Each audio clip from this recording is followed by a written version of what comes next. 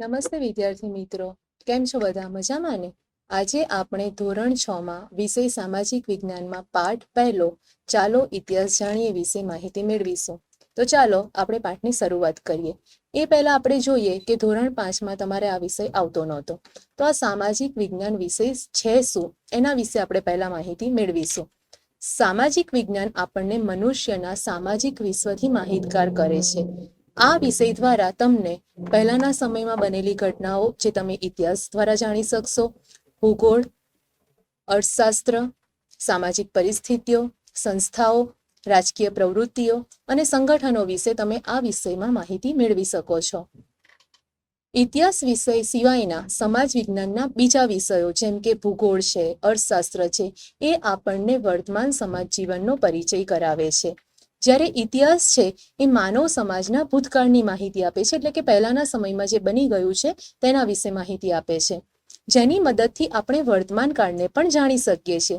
ભૂતકાળની માહિતીની મદદથી આપણે અત્યારના સમય વિશે પણ માહિતી મેળવી શકીએ છીએ. શું આપણે ભૂતકાળના જ્ઞાન વગર વર્તમાન સમાજ જીવનને સમજી શકીએ છીએ? આપણા માટે જરૂરી છે કે પહેલાના સમયની દરેક વસ્તુ જાણવી જ? શું એના વગર આપણે વર્તમાન જીવન વિશે માહિતી નહીં મેળવી શકીએ? માનવે જ્યારે અગ્નિની શોધ કરી ન હતી ત્યારે તેનું જીવન કેવું હતું? એવો પ્રશ્ન આપણને મનમાં થાય કે અગ્નિની શોધ નહીં થઈ હોય ત્યારે એ લોકો કેવી રીતના ખોરાકને રાંધતા હશે, તે લોકો શું ખાતા હશે, કેવું જીવન જીવતા હશે? આપણે એ બાબતની પણ કલ્પના કરવી જોઈએ કે જ્યારે ખેતીવાડીની શોધ થઈ નહોતી, રસ્તાઓ નહોતા, વાહનો નહોતા, મકાનો નહોતા, ત્યારે લોકો કેવી રીતના જીવતા હશે? આદિમાનવો જેને આપણે કહીએ છીએ, આદિ એટલે કે પહેલાના સમયના, અને માનવ એટલે મનુષ્ય, એ લોકો કેવી રીતના જીવન જીવતા હશે? ત્યાર પછીના સમયના લોકો કેવી રીતના પોતાનું જીવન જીવતા હશે? આ બધી માહિતી આપણે ઇતિહાસ દ્વારા મેળવી શકીએ છીએ. ઇતિહાસ આપણને માનવ જીવનના આવા વિવિધ રસપ્રદ પાસાઓ વિશે જાણકારી આપે છે. ઇતિહાસ દ્વારા આપણે એક યુગમાંથી બીજા યુગમાં, બીજા યુગમાંથી ત્રીજા યુગમાં, એમ અનેક યુગના માનવ જીવનના જે રીત રિવાજો છે, તેમના માન્યતાઓ હતી, ખોરાક અને પોશાકો વગેરે વિશે માહિતી મેળવી શકીએ છીએ. ઇતિહાસ વિષયમાં આપણે અલગ અલગ યુગના લોકો કેવી રીતના જીવતા હતા, તેમના રીત રિવાજો કેવા હતા, તેમની માન્યતાઓ કેવી હતી, તે શું ખાતા હતા, એમનો ખોરાક કેવો હતો, તે લોકો શું પહેરતા હતા, ખેતી કેવી રીતના કરતા હતા, કયા સાધનોનો ઉપયોગ કરતા હતા, આ બધા વિશે માહિતી આપણે ઇતિહાસ દ્વારા જાણી શકીએ છીએ. આપણે ભૂતકાળના માનવ સમાજનું અધ્યયન શા માટે કરવું જોઈએ એવો વિચાર તમને આવતો હશે. હવે તમને એમ થશે કે આ નવો વિષય છે સામાજિક વિજ્ઞાન, એમાં ઇતિહાસ આવે છે, એમાં આપણે પહેલાના સમયના લોકો વિશે જાણકારી મેળવીએ છીએ, તો તેની શું જરૂર છે? આપણે એ લોકો વિશે જાણીને શું કરવાના?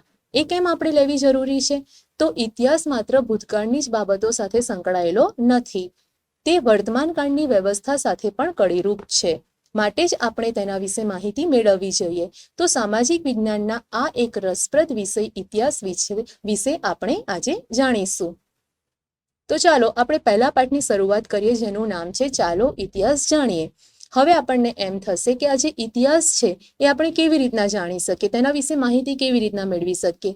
તો આ ઇતિહાસ જાણવાના ઘણા બધા સાધનો છે, ઘણા બધા સ્ત્રોત છે, જેની મદદથી આપણે ઇતિહાસને જાણી શકીએ છીએ.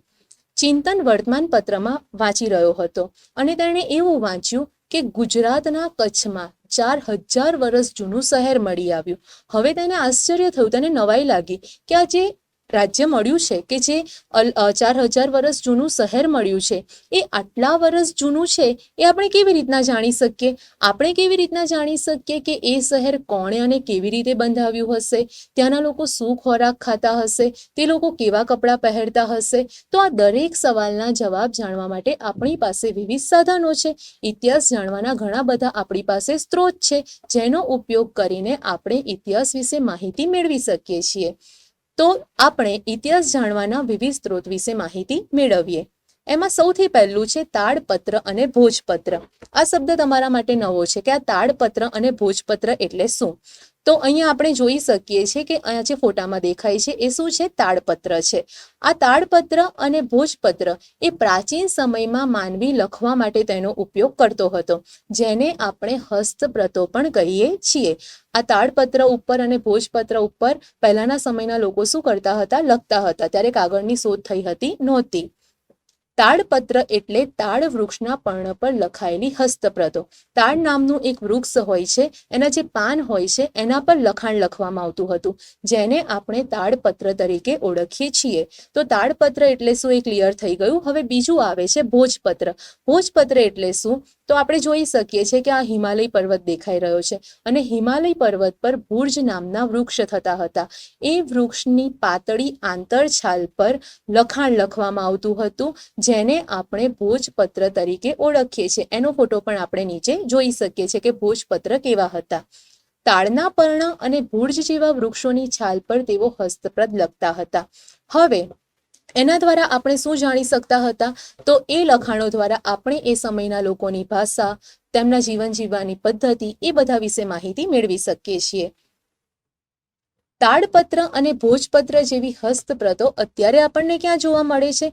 તો જૂના જમાનાના જે મંદિરો છે, મઢો છે, તેમાં આ તાડપત્ર અને ભોજપત્ર અત્યારે પણ સચવાયેલા આપણે જોઈ શકીએ છીએ. તેમાં કઈ ભાષામાં લખાણ લખવામાં આવ્યું હશે? તો આપણે જોઈ શકીએ છીએ કે આ જે તાડપત્ર છે કે ભોજપત્ર છે, તેમાં એ લોકો સંસ્કૃત, પ્રાકૃત અને તમિલ ભાષામાં લખાણો લખતા હતા. તેમાં તે લોકો શું લખતા હતા? તો તે કવિતાઓ, નાટકો, વાર્તાઓ, મહાકાવ્યો વગેરે જેવા લખાણો લખતા હતા. તે પોથી સ્વરૂપે પણ સચવાયેલ છે. આ જે તાડપત્ર અને ભોજપત્ર છે, એક બુક ટાઈપમાં એટલે કે પોથી સ્વરૂપે પણ ઘણી બધી જગ્યાએ સચવાયેલા જોવા મળે છે. આપણે અહીંયા જોઈ શકીએ છીએ કે કેવી રીતના તાડપત્ર અને ભોજપત્ર પોથી સ્વરૂપે સચવાયેલા છે. તેમાંથી આપણે શું જાણી શકીએ છીએ? તો પહેલાના સમયના ધાર્મિક રીત રિવાજો જાણી શકીએ છીએ. પહેલાના સમયની સામાજિક માન્યતાઓ કેવી હતી, રાજાઓની જીવનશૈલી કેવી હતી, વિજ્ઞાન, શિક્ષણ, દવાઓ અને પ્રાણીઓ વગેરે જેવી માહિતી મોટા પ્રમાણમાં આપણે ભોજપત્ર અને તાડપત્ર દ્વારા મેળવી શકીએ છીએ. ત્યારબાદ આવે છે અભિલેખો. જેમ તાડપત્ર અને ભોજપત્ર ઇતિહાસ જાણવાના મહત્વના સ્ત્રોત છે, તેવી જ રીતે અભિલેખો દ્વારા પણ આપણે ઇતિહાસ જાણી શકીએ છીએ. અહીંયા આપણે જોઈ શકીએ છીએ કે અભિલેખો કેવા હોય છે. અભિલેખ એટલે શું? તો મોટી શિલા હોય કે મોટા પથ્થર હોય, તેના પર કોતરાયેલા કે લખાયેલા લેખને અભિલેખ તરીકે ઓળખવામાં આવે છે. ઘણીવાર તે ધાતુ પર પણ મળી આવે છે. એવું જરૂરી નથી કે કોઈ પથ્થર પર જ મળી આવે. ઘણીવાર એ ધાતુ પર પણ લખાયેલું જોવા મળતું હોય છે. તેની મદદથી પણ આપણે ઇતિહાસ જાણી શકીએ છીએ. રાજાઓ પોતાના આદેશો શિલા ઉપર કોતરાવી પ્રજા સાથે સંવાદ કરતા હતા. રાજાનો કોઈ બી આદેશ હોય કે એને પ્રજાને કોઈ સૂચના આપવાની હોય, તો એ આવી રીતના કોઈ મોટો પથ્થર હોય એના પર પોતાનો સંદેશ કોતરાવી દેતા હતા અને પછી પ્રજાજનો છે જે એના રાજ્યમાં રહેતા હોય એ વાંચીને આ સંદેશ મેળવી શકતા હતા. અહીંયા આપણે એક અભિલેખ જોઈ શકીએ છીએ. પ્રાચીન ભારતના અનેક રાજાઓ અને રાણીઓ તેમના રાજ્યો વિશે, તેમણે મેળવેલા વિજયો વિશે, તેમના ધર્મ વિશે, તેમની સંસ્કૃતિ વિશે માહિતી આપવા આવા અભિલેખોનો ઉપયોગ કરતા હતા. આવા શિલાલેખો અને અભિલેખો પર લખાયેલા લખાણ લાંબા સમય સુધી ટકી રહે છે. જેમ કે ભોજપત્ર અને તાડપત્ર પર લખેલું લખાણ છે ને, ઘણીવાર કેવું થાય કે એ અડધું મળી આવે તો આપણને પૂરતી જાણકારી મળી શકતી નથી. જ્યારે આ અભિલેખો છે, પથ્થર પર લખાયેલા લખાણ છે કે જે લાંબા સમય સુધી ટકી શકે છે, એનો નાશ થઈ શકતો નથી. અશોકના શિલાલેખો ખૂબ જ જાણીતા છે. અશોક રાજાએ પોતાના રાજ્યમાં જે શિલાલેખો બનાવેલા છે એના પર જે સંદેશાઓ લખાવેલા છે એ ખૂબ જ જાણીતા છે. હજુ પણ ઘણા લોકો એ જોવા માટે જતા હોય છે. ત્યારબાદ આવે છે તામ્રપત્ર. તામ્રપત્રો એટલે શું? તો અહીંયા આપણે તામ્રપત્રને જોઈ શકીએ છીએ. તામ્રપત્ર કેવી રીતના બને છે? તો તાંબાના પતરા ઉપર કોતરીને લખવામાં આવતું લખાણ એટલે તામ્રપત્ર. તાંબુ તો તમને બધાને ખ્યાલ જ છે કે તાંબુ એક ધાતુ છે. તો એના જે પતરા હોય એના પર કોતરીને લખાણ લખવામાં આવતું હતું, જેને શું કહેવામાં આવે છે? તામ્રપત્ર કહેવામાં આવે છે. અનેક રાજાઓ પોતાના વહીવટી તંત્ર અને દાનની માહિતી તામ્રપત્ર ઉપર કોતરાવતા હતા. રાજાઓ હતા એ પોતે કેટલું દાન કરી રહ્યા છે, પોતાના રાજ્યમાં જે વહીવટ કેવી રીતના ચાલી રહ્યો છે, એ બધું આ તામ્રપત્ર પર કોતરાવતા હતા. ગુજરાતમાં આવા તામ્રપત્ર મોટી સંખ્યામાં મળી આવ્યા છે. આપણા ગુજરાત રાજ્યમાં ખોદકામ કરવામાં આવ્યું છે અને ઘણા બધા આવા તામ્રપત્ર એમાંથી મળી આવ્યા છે, જેની મદદથી આપણે શું જાણી શકીએ છીએ? તો તામ્રપત્રની મદદથી આપણે રાજાઓના નામ, તેમના ધર્મ વિશે જાણી શકીએ છીએ, તેમના વહીવટી તંત્ર વિશે જાણી શકીએ છીએ અને તે કેવા પ્રકારનું કેટલું દાન કરતા હતા એ બધી વિગતો આપણે તામ્રપત્ર દ્વારા જાણી શકીએ છીએ. ત્યારબાદ આવે છે સિક્કાઓ. હવે આપણને એમ થાય કે સિક્કાઓ ઇતિહાસ જાણવામાં કેવી રીતના મદદરૂપ થતા હશે. તો અહીંયા આપણે એક સિક્કો જોઈ શકીએ છીએ. સિક્કાઓ પણ ઇતિહાસ જાણવાના અગત્યના સાધનો છે. સિક્કા પરથી આપણે શું જાણી શકીએ? તો સિક્કા પરથી આપણે રાજાનું નામ, તેનો ધર્મ, તેમની સંસ્કૃતિ અને તેમના સમય વિશે માહિતી મેળવી શકીએ છીએ. ભારતમાં ઈસવીસન પૂર્વે 5મી સદીના પંચમાર્કના સિક્કા મળી આવ્યા છે, જે સૌથી જૂના સિક્કા છે. ભારત દેશમાં જેટલા પણ પહેલાના સમયના સિક્કા મળી આવ્યા છે, તેમાં સૌથી જૂના સિક્કા કયા છે? પંચમાર્ક સિક્કા. આ સિવાયના ઘણા સિક્કા આપણા દેશમાં મળી આવ્યા છે, જેમ કે ગ્રીક રાજાઓ દ્વારા બનાવેલા સિક્કા, મૌર્ય કાળના સિક્કા, ગુપ્ત યુગના સોના ચાંદીના તાંબાના સિક્કા, એ બધા સિક્કા આપણને મળી આવ્યા છે. અને એ સિક્કાની મદદથી આપણે જે તે રાજ્યની સામાજિક, ધાર્મિક, આર્થિક અને રાજકીય માહિતી મેળવી શકીએ છીએ.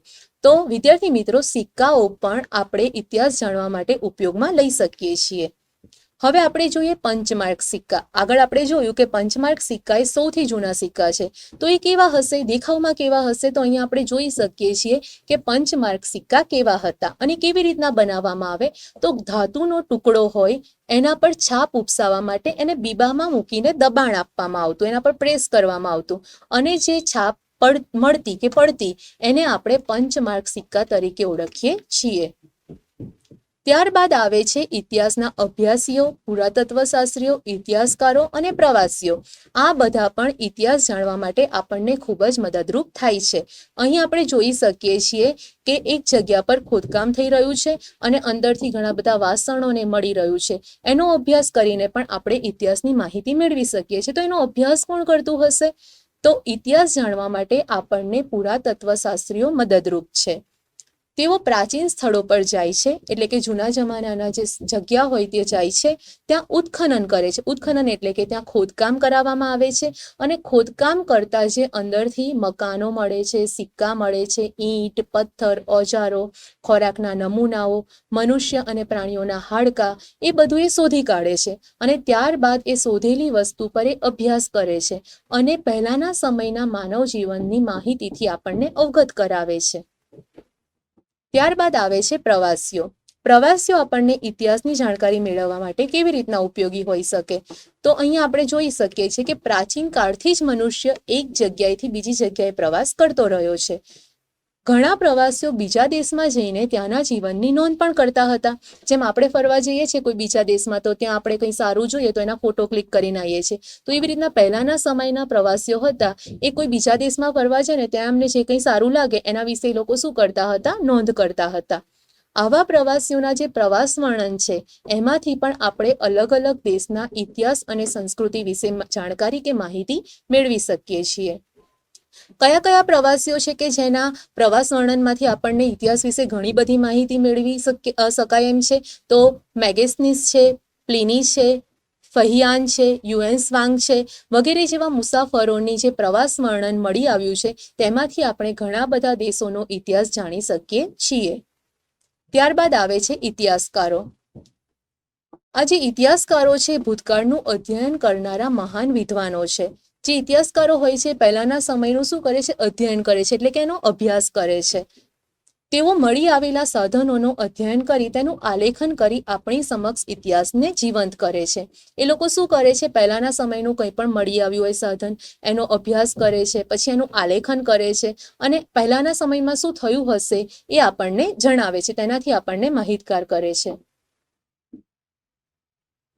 તો વિદ્યાર્થી મિત્રો, આપણે ઇતિહાસ કેવી રીતના જાણી શકીએ? તો ઇતિહાસના ઘણા બધા સ્ત્રોત છે, જેવા કે તાડપત્ર, ભોજપત્ર, અભિલેખો, તામ્રપત્ર, સિક્કાઓ, પુરાતત્વશાસ્ત્રીઓ, ઇતિહાસકારો, પ્રવાસીઓ વગેરેની મદદથી આપણે પહેલાના સમયના માનવ જીવનના રીત રિવાજો, એમનો ખોરાક, એમના પોશાક, એમની ટેકનોલોજી, એમની સંસ્કૃતિ વગેરેની માહિતી મેળવી શકીએ છીએ. ભારતના અનેક શહેરો અને ગામડાઓ તેની મદદથી આપણે શોધી શક્યા છીએ. આ બધા જ ઇતિહાસ જાણવાના સ્ત્રોત છે. આપણે જેટલા પણ ટોપિક વિશે ચર્ચા કરી એ બધા ઇતિહાસ જાણવાના શું છે? એક સ્ત્રોત છે, એક સાધન છે, જેની મદદથી આપણે પહેલાના સમય વિશે માહિતી મેળવી શકીએ છીએ. તો વિદ્યાર્થી મિત્રો, આ બધી વસ્તુની મદદથી આપણે ઇતિહાસ જાણી શકીએ છીએ. તો હું આશા રાખું છું કે તમને ખ્યાલ આવી ગયો હશે કે આપણે ઇતિહાસ વિષયમાં જે બધું ભણી રહ્યા છીએ એ માહિતી આપણે કેવી રીતના મેળવી હશે અને શેના દ્વારા આપણી સુધી પહોંચાડવામાં આવી હશે. તો તમારો ખૂબ ખૂબ આભાર.